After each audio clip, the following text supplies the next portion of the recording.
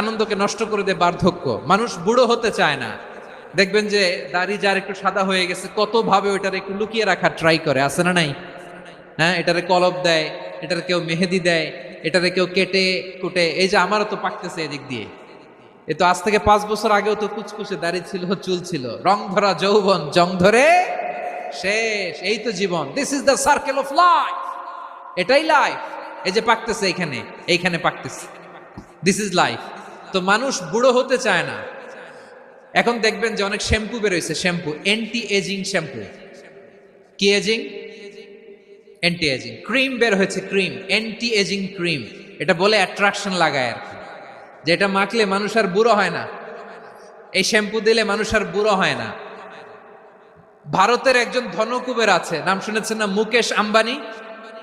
ওনার স্ত্রী নীতা আম্বানি, আমি একটা নিউজে দেখলাম যে তিনি গোল্ড